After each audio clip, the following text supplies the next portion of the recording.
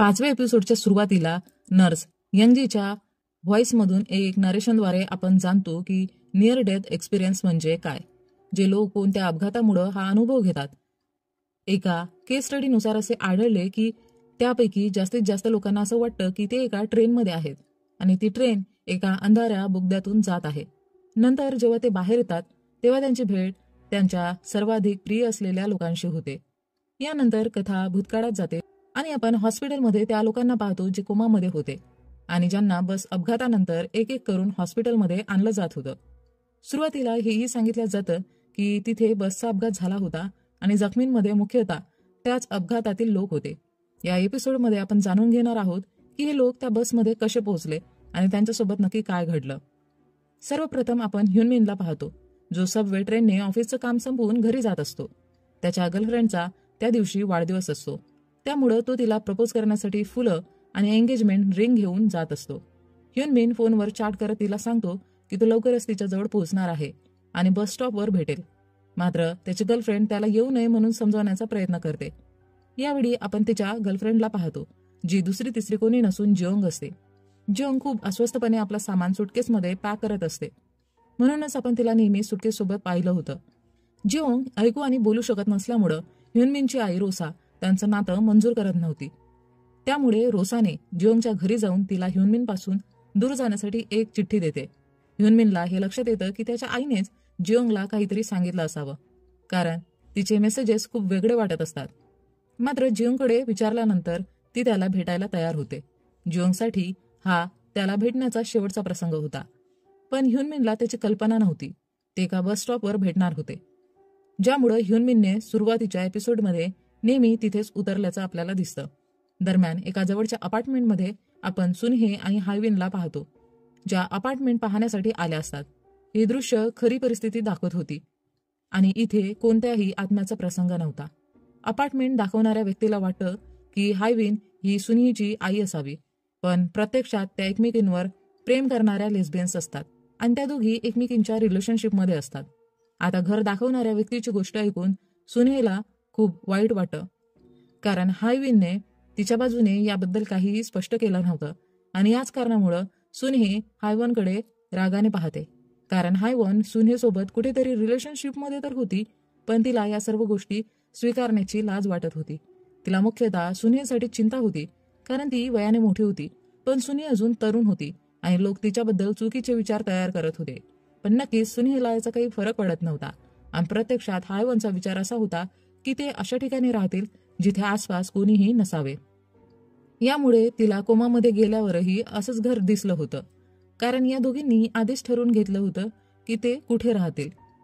ते अशा ठिकाणी राहतील जिथे कोणताही शेजारी नसावा. आता पुढे सीन इलग्वांग गर्ल्स हायस्कूलकडे जातो, जिथे ह्युंजू बाहेर येताना जोरदार पाऊस पडत होता आणि तिची आई जंगू ह्युंजूसाठी छत्री घेऊन शाळेत येत होती. दोघी गप्पा मारत बस स्टँडकडे जातात. शाळा सुटल्यावर जी-हुंग त्याच्या मित्रांसोबत घरी जात होता, तोच जो त्या अंधाऱ्या गल्लीत गाणे गात असे. त्याच्या मित्रांच्या बोलण्यावरून आपल्याला कळतं की तो खूप एक चांगला बास्केटबॉल खेळाडू आहे. आणि नंतर सीन सांगूकडे जातो, जो तोच व्यक्ती आहे ज्याच्या रडण्यामुळं लिफ्टमध्ये पाणी भरलं होतं आणि नर्स त्यात बुडत होती. सांगू, जो एक बस ड्रायव्हर आहे, रूट नंबर 362ची बस चालवत होता. त्याने बस पाहिल्यावर समजलं होतं की मागील टायरमध्ये काहीतरी समस्या आहे, म्हणून तो आपल्या कंपनीला कॉल करून सांगतो.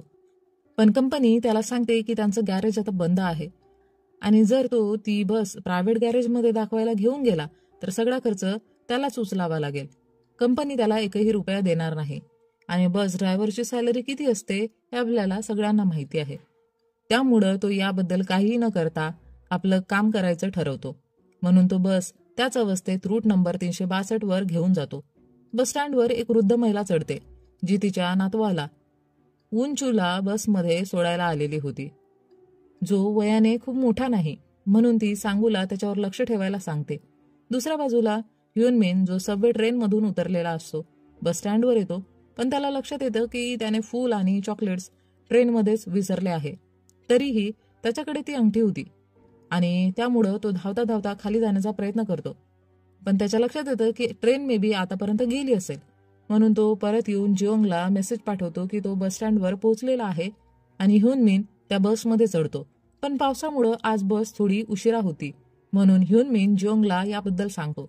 जिओंगही घरातून बस स्टँडवर येण्यासाठी निघाली होती आणि हा सीन इथे पूर्वीच्या सीन म्हणजे एपिसोड 1च्या सीनला स्पष्ट करतो, कारण इथे दोघांच्या स्पिरिट एकमेकांसोबत जुळल्या आहेत.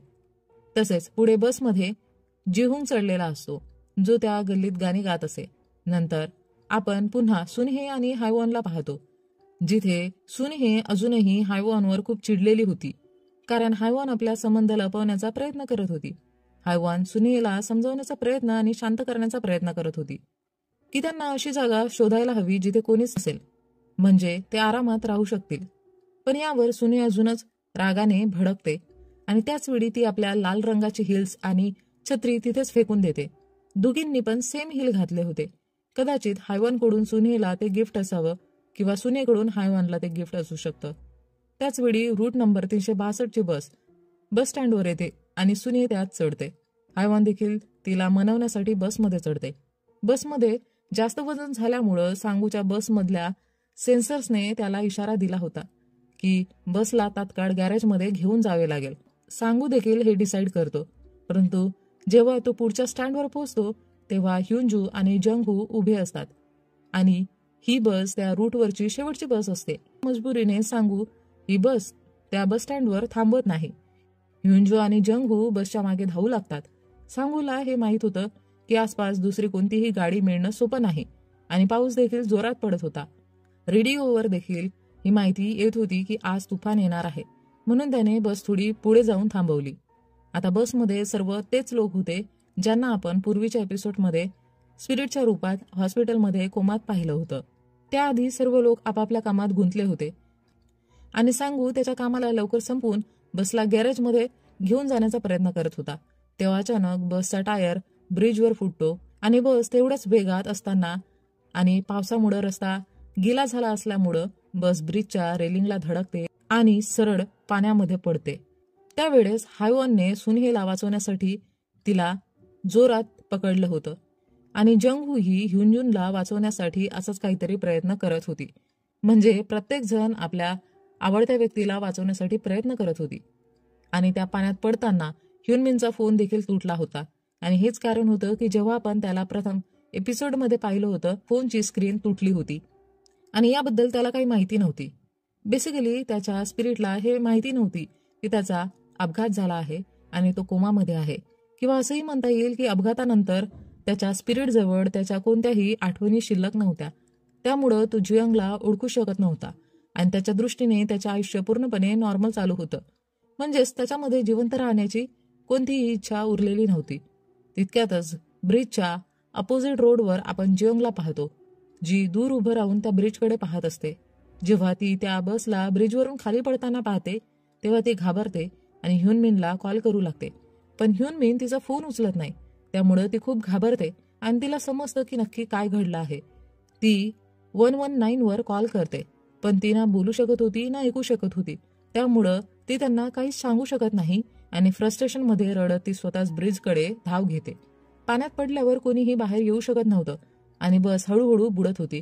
थोड्या वेळाने आपण जियोंगच्या पर्स्पेक्टिव्हने पाहतो की ती ब्रिजवर पोहोचते तेव्हा रेस्क्यू टीम आलेली असते आणि त्यांनी सर्वांना बसमधून बाहेर काढून हॉस्पिटलमध्ये नेलेलं असतं. जियोंग खूपच अस्वस्थ होत हॉस्पिटलकडे जाते, जिथे आपण योंगजे नावाच्या नर्सला पाहतो, जी इतर सगळ्यांना मदत करण्याचा प्रयत्न करत असते. सगळे जखमी झालेले असतात. सांगूच्या पोटात खूप पाणी साठलेलं असतं, जो त्या बसचा ड्रायव्हर होता, त्यामुळं त्याचं पोट फुगलेलं असतं. त्यामुळेच जेव्हा त्याची स्पिरिट लिफ्टमध्ये योंगजीला भेटते तेव्हा रडल्यामुळं त्याच्या शरीरातून पाणी बाहेर पडत होतं. त्याला खूप अपराधी वाटतं की त्याच्यामुळेच सगळ्यांची ही अवस्था झाली आहे. दरम्यान अपघातग्रस्तांच्या कुटुंबियांनी हॉस्पिटल गाठलं असतं आणि सगळेच आपल्या माणसांसाठी खूप चिंतित असतात. जियोंगही तिथे पोहोचते, पण तिला माहिती असते की रोसा आणि ह्युनमिनचे वडील योंगजूनही तिथे आले असणार, त्यामुळं ती आज जाऊ शकत नाही. ती स्वतःलाच ह्युनमिनच्या या अवस्थेसाठी दोषी मानते. हॉस्पिटलचं दृश्य पुन्हा पुन्हा कोणाच्या तरी पर्स्पेक्टिव्हने आपल्याला दाखवलं जात होतं. ते जियोंगच्याच पर्स्पेक्टिव्हने आपल्याला बघायला मिळत होतं. तिच्या मनात येतं की ह्युनमिन तिला भेटायला येत असतानाच हे सगळं घडलं आणि ती स्वतःलाच अनलकी मानत होती. थोड्या वेळाने जेव्हा सर्वांचे कुटुंबीय आयसीयू बाहेर बसलेले असतात तेव्हा प्रत्येकाला त्यांच्या कंडिशननुसार वेगवेगळ्या वॉर्डमध्ये नेलं जातं. सगळ्यात आधी सांगूचा मृतदेह बाहेर आणला जातो. त्याचा मृत्यू झाल्यामुळं त्याची पत्नी जी तिथे उभी असते रडत तिकडून निघून जाते. म्हणजेच ड्रायव्हरचा अंत झाला होता आणि याच कारणामुळं त्याची आत्मा गिल्टमध्ये होती. थोड्या वेळाने आयसीयू मधून जिहुंगला बाहेर आणलं जातं. तो जिवंत असतो पण कोमामध्ये असतो आणि त्याच्या दोन्ही पायांना फ्रॅक्चर झालं होतं. याच कारणाने जियोंगने त्याला सांगितलं होतं की तो तिच्यासारखाच आहे. त्यामुळं जिहुंगच्या सबकॉन्शियस माइंडमध्ये ही गोष्ट बसली होती की जिहुंगच्या पायाची अवस्था प्रत्यक्षात काय होती. त्याचे पाय तुटले होते. आता जिहुंगच्या पालकांना खूप चिंता वाटत असते. पुढे ह्युंजूला बाहेर आणलं जातं. तिच्यासाठी तिचे वडील फ्युनरल ड्रेसमध्ये आले होते. मागच्या एपिसोडमध्ये याचं कारण स्पष्ट झालं होतं. ह्युंजूची आई जंगवू यांचा मृत्यू झाला होता. सध्या ह्युंजू कोमामध्ये आहे आणि तिच्या जगण्याची शक्यता खूप कमी होती. दरम्यान हायवॉनचा मृत्यू होतो आणि सुनहीची अवस्था ह्युंजूप्रमाणेच कोमामध्ये असते. तिच्याही बचावण्याची शक्यता खूप कमी असते. ह्युनमिनबद्दल अद्याप कोणतीही ठोस माहिती मिळालेली नसते. त्याच्यावर उपचार सुरू असतात कारण त्याची अवस्था अजूनही गंभीर असते. त्यामुळे रोसा आणि ह्युनमिनचे वडील म्हणजे त्याचे पालक खूप चिंतेत असतात. जियोंगही बाहेर बसलेली असते आणि ती खूप अस्वस्थ असते. रोसाला वाटतं की ह्युनमिनचा मृत्यू झाला आहे. रोसाकडे ह्युनमिनचा फोन असतो आणि त्यावर ती जियोंग सोबतची शेवटची चॅट पाहते. त्यामुळे तिला प्रचंड राग येतो आणि ती ह्युनमिनच्या फोनवरून जियोंगला मेसेज करून रागात त्याच्या मृत्यूबद्दल सांगते. आणि इतकंच नाही तर त्याच्या मृत्यूला जबाबदारही जियोंगलाच ठरवते. जियोंगही मनातून हे मान्य करत होती आणि या गोष्टी तिच्या मनावर खोल परिणाम करतात. जियोंगने मेसेजमध्ये असंच लिहिलं होतं की तीही ह्युनमिनकडे जाणार आहे. पण तो मेसेज रोसा वाचत नाही. काही वेळानंतर डॉक्टर्स ह्युनमिनची अवस्था कशीबशी स्थिर करतात पण तोही अजून कोमामध्येच असतो. त्याला बाकी पेशंटसोबत वॉर्डमध्ये हलवण्याची तयारी सुरू असते. डॉक्टर्स त्याच्या पालकांना त्याची स्थिती समजावून सांगतात. त्यामुळं त्यांना थोडासा दिलासा मिळतो कारण आता ह्युनमिनच्या जगण्याची एक आशा दिसत होती. तुम्हाला आठवत असेल तर सुरुवातीच्या एपिसोडमध्ये डॉक्टर्सही हेच सांगत होते की ह्युनमिन कोमामध्ये गेला आहे. त्यानंतर त्यांना सांगण्यात आलं होतं की त्यांचं जगणं त्यांच्या विल पॉवरवर डिपेंड करतं. तर ते डॉक्टरला बोलतात की डॉक्टर जर काही करू शकत नसतील तर तिथे डॉक्टरचा उपयोग काय. आणि इथे हे म्हणणारे ह्युनमिनचे आईवडीलच होते. सुरुवातीला ज्या बस अपघाताचा उल्लेख झाला होता तो हाच बस अपघात होता आणि संपूर्ण कथा याच्या भोवतीच फिरत होती. आता जेव्हा त्यांना थोडं बरं वाटू लागतं तेव्हा ह्युनमिनचे वडील रोसाला सांगतात की तिने जियोंगला याबद्दल कळवावं कारण त्या मुलीची काही चूक नव्हती. मात्र रोसा ह्युनमिनच्या फोनमध्ये जियोंगचे मेसेज पाहते तेव्हा ती खूप घाबरते. यानंतर ह्युनमिनचे वडील पटकन जियोंगला मेसेज करून ह्युनमिन जिवंत असल्याचं सांगण्याचा प्रयत्न करते. तोपर्यंत खूप उशीर झालेला असतो. जियोंग स्वतःचं आयुष्य संपवण्याचा प्रयत्न करत असते. तिने गळफास लावलेला असतो. महत्वाची गोष्ट म्हणजे तिचं स्वतःचं सिलाई बुनाईचं दुकान होतं. तिची नजर मेसेजवर गेली असली तरी तिला मदत करणारं तिथं कोणीच नव्हतं. ती स्वतःला सोडवण्याचा खूप प्रयत्न करते. त्यामुळं तिचे नख सुद्धा तुटतात पण तरीही ती स्वतःला वाचू शकत नाही. तुम्हाला आता लक्षात आलं असेल की पहिल्या एपिसोडमध्ये तिच्या उलट्या झालेल्या नखांचा उल्लेख का झाला होता. त्याबरोबरच आता सर्व कोमा पेशंटना दाखवलं जातं जे एकामागोमाग अंधारा गल्लीतून जात असतात आणि लाईट शॉपमधल्या उजेडाकडे पाहत पुढे सरकत असतात. तिथे ते आपल्या लव्ड वन्सना भेटतात. प्रत्येकाचे लव्ड वन त्यांच्यासोबतच असतात. ह्युनमिन सोबत जियोंग, जंगहू सोबत ह्युंजू आणि सुनेसोबत हायवान आणि असे सगळे लोक. हे तेच लोक होते ज्यांची मृत्यू त्यांच्या प्रियजनांना वाचवण्याच्या प्रयत्नात झाली होती आणि आफ्टर लाईफमध्येही ते त्यांना वाचवण्याचा प्रयत्न करत होते. कोमामधील लोक परत जाऊ शकतात पण जियोंगला एक गोष्ट समजत नव्हती की ह्युनमिन तिला का ओळखत नव्हता. इतर सगळे मात्र आपल्या प्रियजनांना ओळखत होते. त्यामुळे जियोंग खूपच अस्वस्थ होते आणि याच गोष्टीवर एपिसोड 5 इथे संपतो. 6व्या एपिसोडमध्ये बऱ्याच रहस्यांचा उलगडा होणार आहे. या एपिसोडच्या सुरुवातीला आपण शौकी त्या मॉटिशियनला पाहतो ज्याच्याकडे जियोंगचे मृत शरीर असते. तो आपल्या असिस्टंटला सांगतो की कोणत्याही व्यक्तीचे फ्युनरल 3 दिवस चालते आणि हे 3 दिवस आत्म्यासाठी गिफ्ट सारखे असतात. हे दिवस विशेष असतात ज्यात आत्मा आफ्टर लाईफमध्ये जाण्यापूर्वी आपल्या प्रियजनांसोबत काही वेळ घालवतो. हे सांगून शौकी जियोंगचे शरीर फ्रीझरमध्ये ठेवतो. दुसरीकडे जिओंग एका सुंदर रस्त्यावर बसून कोणाची तरी वाट पाहत असते. इतक्यात एक बस येते आणि त्यातून ह्युन मिन उतरतो आणि तिला पाहतो. त्याला पाहून जिओंग हाय करते आणि हे पाहून ती खूप आनंदी होते. पण ही खरी परिस्थिती नव्हती. सध्या तरी ह्युन मिनला जिओंगबद्दल काही आठवत नसते. जिओंग मात्र जुन्या आठवणींमध्ये रमलेली असते. आता आपण कथा जिओंगच्या दृष्टिकोनातून पाहणार आहोत. म्हणजेच पहिल्या एपिसोडच्या सुरुवातीला जेव्हा ह्युन मिन वारंवार बसमधून उतरतो तेव्हा नक्की काय घडत होतं ते आता आपल्याला समजणार आहे. मरणानंतर जिओंग बेंचवर बसून त्रस्त अवस्थेत बसची वाट पाहत असते. कारण शेवटच्या वेळेस ह्युन मिनने तिला सांगितले होते की तो तिला बस स्टॉपवर भेटेल. त्यामुळं आफ्टर लाईफमध्येही तीच गोष्ट घडत असते. खरं तर त्या काळात जिओंगला ते क्षण आठवायचे होते. ह्युन मिन तिच्यासोबत वास्तविक जगात खूप आनंदी होता आणि ते दोघे वेगवेगळ्या ठिकाणी जाऊन भरपूर एन्जॉय करायचे. त्याचवेळी एका मंदिरात ह्युन मिनने ड्रमवर टॅप करत जिओंगला आय लव्ह यू म्हणायला शिकवलं होतं आणि जिओंग त्या व्हायब्रेशनमधून तो भाव अनुभवायची. म्हणूनच पहिल्या एपिसोडच्या सुरुवातीला जेव्हा ह्युन मिन तिला ओळखत नव्हता तेव्हा ती खूप अस्वस्थ झाली होती. जिओंगने बेंचवर बोटांनी टॅप करून त्यांच्या आठवणी जागवण्याचा प्रयत्न केला होता. वास्तविक जगात जिओंग म्यूट असल्यामुळं आफ्टर लाईफमध्ये तिला बोलायला सुरुवातीला त्रास होत होता. पण तिथे काहीही शक्य होतं. त्यामुळं ती हळूहळू बोलायला शिकते. म्हणूनच जेव्हा ती पहिल्यांदा ह्युन मिनला भेटली तेव्हा ती काही बोलू शकली नव्हती. दुसऱ्या दिवशी ती थोडं बोलते आणि तिसऱ्या दिवशी जेव्हा तिचा शेवटचा दिवस असतो तेव्हा ती थेट ह्युन मिनला त्याच्या घरी जाण्यास सांगते, जेणेकरून त्याची विल पॉवर मजबूत राहील आणि तो जिवंत राहू शकेल. त्याचवेळी जिओंगने त्याला सांगितलं होतं की त्यांच्याकडे फक्त रात्री 12 वाजेपर्यंतचा वेळ आहे. नंतर आपण पाहतो की ह्युन मिन जिओंगला दुर्लक्षित करून आपल्या घरी परत जात असताना थोड्या अंतरावर तो जमिनीवर कोसळतो. याचा अर्थ असा की त्याच्या वास्तविक शरीरावर झालेल्या जखमा या जगातही त्याच्यावर परिणाम करत होत्या. जिओंगच्या बाबतीतही असंच होतं. तिचा पाय मोडलेला असतो, जे दर्शवतं की ती हळूहळू संपत चालली होती. पण जिओंग ह्युन मिनचा जीवन वाचवण्यासाठी त्याच्या जखमा शिवते. पहिल्या एपिसोडमध्ये ती त्याला मारत नव्हती. जसं काही लोकांना वाटलं होतं की जर ती त्याच्यावर प्रेम करत असेल तर त्याला तिने का मारलं. खरं तर ती त्याला मारत नाही, तर त्याच्या जखमा शिवत राहते आणि त्याची विल पॉवर मजबूत ठेवते, जेणेकरून तो वास्तविक जीवनात मरण पावू नये. ह्युन मिनला जिवंत ठेवण्यासाठी ती त्याला त्या जागी नेते जिथे ते दोघं कधी गेले होते. ती त्याला एका थिएटरमध्ये घेऊन जाते, जेणेकरून ह्युन मिनला सगळं आठवेल आणि त्यांच्यात संवाद साधेल आणि त्याला जिवंत राहण्याची इच्छा मिळेल.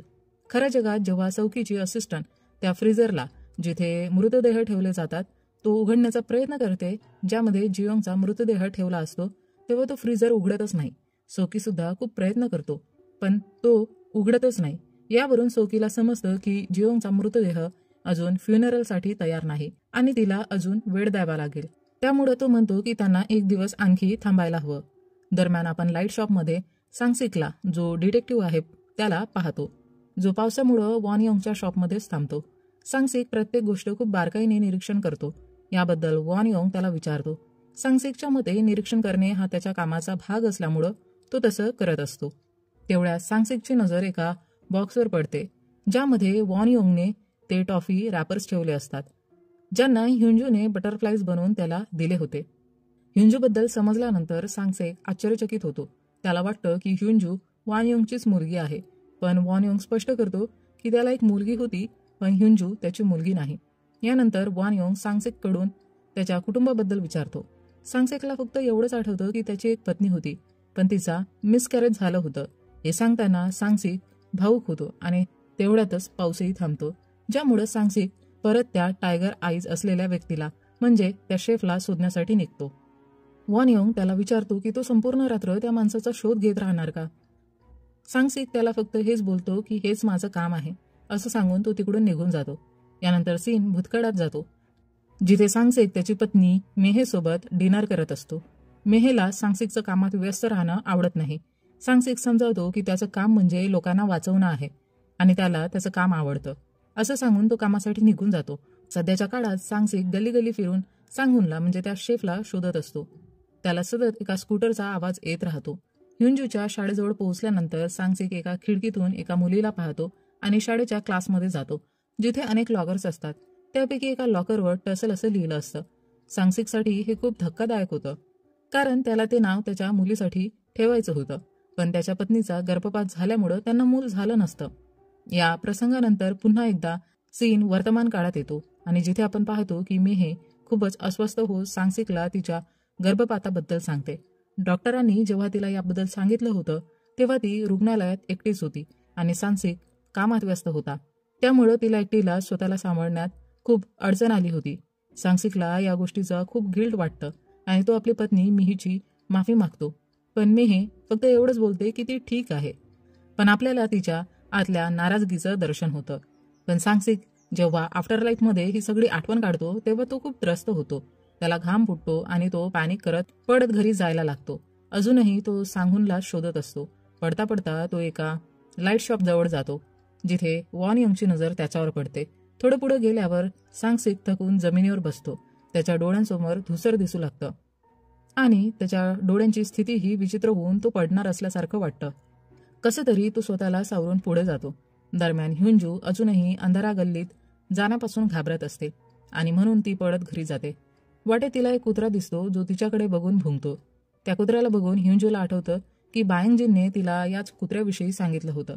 बायंगजिन त्या कुत्र्याला मारू शकतो याची भीती तिला वाटते, म्हणून ती त्या कुत्र्याला तिकडून पळून जाण्यास सांगते. पण तो कुत्रा तिला काहीतरी सांगण्याचा प्रयत्न करत असतो. कदाचित तो तिला लाईट शॉपकडे नेऊ इच्छित असतो कारण तो एक रेस्क्यू डॉग असतो. पण ह्युंजूला हे समजत नाही आणि ती त्याला हकलवून लावते. ती तिच्या अपार्टमेंटच्या लिफ्टमध्ये जाते. वर जात असताना ह्युनमिनही बाहेरून धावत येत असतो. लिफ्टच्या आरशात त्याच्या शर्टवर रक्ताचे डाग दिसल्यामुळं ह्युंजूला वाटतं की तो एक स्ट्रेंजर आहे. लिफ्ट तिच्या मजल्यावर आल्यावर ती घाबरून पडत आपल्या रूममध्ये जाते. पण आपल्याला माहिती असतं की ह्युनमिनही तिथेच राहतो, त्यामुळं तो तिच्या मागोमाग येतो. ह्युंजूला वाटतं की तो तिला मारायला आलाय. ती घाबरून दरवाजा ठोठावत आईला दरवाजा उघडायला सांगते. पण ह्युनमिन तिच्या बाजूने सरळ आपल्या खोलीसमोर जातो. तिथे पोहोचल्यानंतर तो खूपच धक्का बसल्यासारखा होतो. त्याला आठवतही नव्हतं की तो तिथे कधी आणि कसा राहायला आला. त्याच्या मनात कुठेतरी असं वाटत असतं की काहीतरी गडबड आहे, पण तो ते मानू इच्छित नव्हता किंवा त्याच्या डोक्यावर झालेल्या गंभीर जखमेच्या परिणामामुळे त्याची स्मृतीच हरवली होती.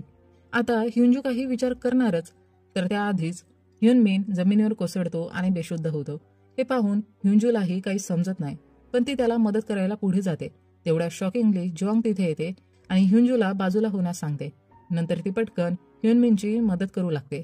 तेव्हा ह्युंजूची आई जिऑंग ही दरवाजा उघडते आणि ह्युंजूला चुपचाप आत घेऊन पाहत राहते की जिऑंग नेमके काय करत आहे. ती तिच्या सुटकेसमध्ये ह्युनमिनचे शरीर ठेवते. हेच दृश्य आपण सुरुवातीला पाहिलं होतं. ती त्याला मारत नव्हती तर वाचवत होती. त्यामुळं तुमचा आता डाऊट क्लिअर झाला असेल. येथे खऱ्या प्रेमाची खून दिसते. मरण झाल्यानंतरही ती आपल्या बॉयफ्रेंडला वाचवण्याचा प्रयत्न करत होती.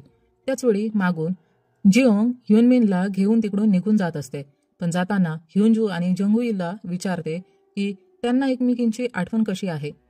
जेव्हा ह्युनमिनला काहीच आठवत नाही, त्यावर त्यांच्याकडे कोणतेच उत्तर नसते. म्हणून जिऑंग तिकडून निघून जाते. जंगयुई, जी ह्युंजूची आई आहे, काहीही बोलू शकत नसते आणि फक्त इशाऱ्याने बल्बबद्दल विचारत असते. ह्युंजू चिडते कारण तिच्या आईने खूप वेळ दरवाजा उघडला नव्हता. आपल्याला माहिती आहे की तिच्या अंत्यसंस्काराची तयारी झाल्यामुळं तिच्या तोंडात कापूस भरला गेला होता, ज्यामुळं ती बोलू शकत नव्हती किंवा ऐकू शकत नव्हती. जंगयुला हे कळलं होतं की तिचा मृत्यू झाला आहे, पण ह्युंजूला याची जाणीव नव्हती. तिचा अपघात होऊन ती कोमात आहे ही ह्युंजूला माहिती नव्हते. जंगयुला बोलता येत नव्हते कारण तिच्या अंत्यसंस्काराची तयारी आधीच सुरू झाली होती. ती ह्युंजूला लाईट शॉपवर पाठवायचं सुचवत होती कारण कदाचित तिथे जाऊनच ती खऱ्या दुनियेत परत येऊ शकते. पण ह्युंजू आपल्या आईशिवाय राहू शकत नव्हती, त्यामुळं तिला जगण्याची इच्छाच नव्हती. आणि सर्वात मोठी गोष्ट म्हणजे तिला याबद्दल काही माहितीच नव्हती. पण आता असं होत आहे की ह्युंजूने रागात येऊन पुढे जाऊन बल्ब आणण्यासाठीच नकार दिला होता, कारण त्या गल्लीत जाऊन तिला खूप भीती वाटत होती आणि तिथे स्ट्रेंजर लोकही राहत होते. तसेच तिला असं देखील वाटत होतं की तिचे मित्रही विचित्र वागतात, त्यांच्याशी कोणताही तिचा संवाद होत नाही. जिऑंग, जी ह्युनमिनला खाली नेत असताना विचार करते की ती त्याला कुठे घेऊन जाईल. त्याला काहीच आठवत नव्हतं. दरम्यान सध्याच्या वेळेस आपण नर्स योंगजीला पाहतो, जी आज हॉस्पिटलमध्ये येते आणि सर्वप्रथम त्या वृद्ध बाईशी बोलण्यासाठी जाते, जिला पार्किंगमध्ये तिने तिच्या कारच्या रिअर व्ह्यू मिररमध्ये पाहिलं होतं. आणि ती बाई प्रत्यक्षात एक स्पिरिट असते. कुठेतरी तिच्या मरणामुळं तिच्या कुटुंबियांचे रडणे तिला आवडत नव्हते आणि ती त्यांना अशा स्थितीत सोडून जाऊ इच्छित नव्हती. तसेच तिला या गोष्टीचा पश्चाताप होता की तिला आता सर्व काही विसरावे लागेल, जसं की वॉन यंगने सांगितलं होतं की काही वेळाने ते सर्व काही विसरून आरामात राहतील. आता योंगजी त्या दादीच्या पश्चातापाला कमी करण्याचा प्रयत्न करते आणि तिला चांगल्या प्रकारे समजावून सांगून तिचे काम सुरू करते. एक आणखी इंटरेस्टिंग गोष्ट म्हणजे की योंगजी नेहमी काहीही खात नाही. ती फक्त सन ड्राय टोमॅटो खात राहते, जे कदाचित तिला फार आवडतात. आता तिची नजर जियोंगवर पडते, जी ह्युनमिनच्या बेडजवळ बसून रडत होती. आणि जसं की मी तुम्हाला सांगितलं होतं की सुरुवातीपासूनच ती स्पिरिटना पाहू शकत होती. खरं तर जेव्हा सुरुवातीला एक माणूस देखील आला होता ज्याला तिने पाहिले होते, पण तिला असं वाटलं की तो एक सामान्य पेशंट आहे आणि तिने त्याला सांगितलं की तो इथे थांबू शकत नाही. त्यानंतर त्याचं काय झालं हे काहीच कळलं नाही. जियोंग ज्यावेळी रडत असते कारण तिला समजत नव्हतं की ती ह्युनमिनची स्मृती कशी परत आणेल, तेव्हा नर्स योंगजी तिला जाऊन माफी मागून सांगते की ते त्यांच्याकडून ह्युनमिनला वाचवण्याचा प्रयत्न करत आहे, पण ते यशस्वी होऊ शकले नाहीत. परंतु काहीतरी आहे जे ह्युनमिनला अजूनपर्यंत जिवंत ठेवत आहे, नाहीतर तो खूप आधी मरणार होता. आणि हे दुसरं तिसरं काही नसून स्वतः जियोंगच होती. आणि त्याचवेळी जियोंगला लक्षात येतं की प्रत्येक वेळी ह्युनमिनच्या आत्म्याला शिवले तेव्हा ह्युनमिनच्या जिवंत राहण्याची आशा वाढली होती. आणि हेच कारण होतं की डॉक्टर देखील खूप गोंधळले होते की तो अजूनपर्यंत कसा जिवंत आहे. आता इथे सीन सुनहेवर शिफ्ट होतो, जी एका घरात अडकलेली असते आणि ती रडत असते. तिला समजत नाही की ती घरातून कशी बाहेर जाईल. त्यावेळी तिला त्या खोलीतून पुन्हा बल्बची लाईट दिसते, जिथे लँडलॉर्ड तिला जाण्यापासून नकार देत होता. त्या खोली जाताच ती बल्बला नीट पाहते आणि तिच्या भूतकाळाचे दृश्य तिला दिसू लागतात, ज्यात ती हायवॉनला पाहते. आणि तिला हे देखील आठवतं की अपघाताच्या वेळेस हायवॉनने तिचे जीवन वाचवण्यासाठी तिला किती जोरात पकडलं होतं आणि त्यामुळं अपघाताचा सगळा इम्पॅक्ट तिच्यावर झाला होता. यामुळंच त्या जागी हायवॉनचा त्वरित मृत्यू झाला आणि सुनहेचं जीवन वाचवलं गेलं. म्हणजेच तिने खऱ्या प्रेमाचं उदाहरण दिलं होतं. आणि डॉक्टर हे सर्व सुनहेच्या समोरच बोलत होते, ज्यामुळं तिला सगळ्या गोष्टी आता आठवायला लागल्या होत्या. या गोष्टी आठवल्यानंतर तिला तिच्या कृत्यांचा फार पश्चाताप व्हायला लागतो की तिने हायवॉनला किती वाईट वागणूक दिली होती. आणि तिला हे देखील कळलं होतं की तिच्या घरात जी स्पिरिट आहे ती हायवॉनचीच आहे. आणि हे आठवल्यानंतर सुनहे जोरजोरात रडू लागली असते आणि त्याचवेळी हायवॉन तिच्या समोर येऊन तिला मिठी मारते. आता आपण नर्स योंगजीला पाहतो, जी दुसऱ्या दिवशी तिचं काम संपवून घरी जात असते. तेव्हा ती एका मुलाला पाहते ज्याला आपण बसमध्ये पाहिलं होतं, म्हणजेच ज्याच्या आजीने त्याला बसमध्ये चढवले होते आणि त्या बस ड्रायव्हरला सांगितले होते की तिच्या नातवाचं उंचूलचं लक्ष ठेवावं. परंतु हा मुलगा इतर कोणालाही दिसला नव्हता. सर्वात महत्त्वाची गोष्ट म्हणजे 8व्या मजल्यावर जाण्याची परवानगी कोणालाही नव्हती, पण तो तिथे बसलेला होता आणि त्याच्याकडे बास्केटबॉल होता. आणि माझ्या मते त्या बास्केटबॉलमुळंच त्याचं जीवन वाचलं असावं. नंतर आपण 5व्या एपिसोडमध्ये तो क्षण पाहतो जेव्हा अपघात घडला होता. खरी गोष्ट अशी होती की त्या बसच्या अपघाताच्या वेळी जिहोंगने उंचूलच्या दिशेने त्याची बॅग फेकली होती, ज्यामध्ये त्याचा बास्केटबॉल होता आणि यामुळे कदाचित त्याचा जीव वाचला असावा. त्याने ती बास्केटबॉलची बॅग त्याला घालून बसमधून बाहेर पाठवलं होतं. पण आपल्याला हे दिसतं की तो वर गेला होता, पण हॉस्पिटलमध्ये त्याची कंडिशन खूप वाईट होती. तो श्वास घेऊ शकत नव्हता. आता नर्स योंगजी त्या मुलाकडून बास्केटबॉल घेते. एक विचित्र गोष्ट म्हणजे त्याचे कपडे अगदी ॲक्सिडेंटच्या दिवसासारखेच होते आणि मला असं वाटतं की तो जिवंत राहिला नसेल. आणि याचं प्रमाण आपल्याला तेव्हा मिळतं जेव्हा युजिन हॉस्पिटलमध्ये नवीन नर्स जॉईन करते आणि त्यांना बाहेर एका मुलाला आदरांजली देण्यासाठी जावं लागतं. तेव्हा जर आपण स्ट्रेचर नीट पाहिला तर जे शरीर होतं ते एखाद्या लहान मुलाचं होतं, मोठ्या व्यक्तीचं नव्हतं. त्यामुळं माझ्या मते तो उंचूलच असावा. कारण ज्या प्रकारे अपघात झाला होता आणि तो पुढे बसलेला होता, ड्रायव्हर मरण पावला होता, तर तो कसा वाचू शकला असेल. आणि जी बस पाण्यात पडली होती ती पूर्णपणे ड्रायव्हरच्या बाजूने खाली पडली होती. त्यामुळं त्याचं वाचणं नेक्स्ट टू इम्पॉसिबल होतं. मे बी तो पण एक स्पिरिट असेल ज्याला हे समजलं नव्हतं की तो लिव्हिंग वर्ल्डमध्ये आला आहे. त्याचवेळी आपल्याला जियोंग दिसते, जी तिच्या बॉयफ्रेंड ह्युनमिनला घेऊन जात असते आणि तिला सांगून दिसतो, म्हणजे तो बस ड्रायव्हर. पण दोघंही एकमेकांशी काहीच बोलत नाही आणि पुढे जात राहतात. स्पष्टपणे त्याला ती ओळखत नव्हती. त्याचवेळी सांगसिक तिथे पोहोचतो आणि तो त्याच्या लायटरला पेटवताना नोटीस करतो की त्याचा लायटर पेटला आहे, जो की त्याच्यासाठी एक मोठा धक्का होता. कारण प्रत्यक्ष जगात त्याने जितक्या वेळा लायटर पेटवण्याचा प्रयत्न केला तो कधीही पेटला नव्हता.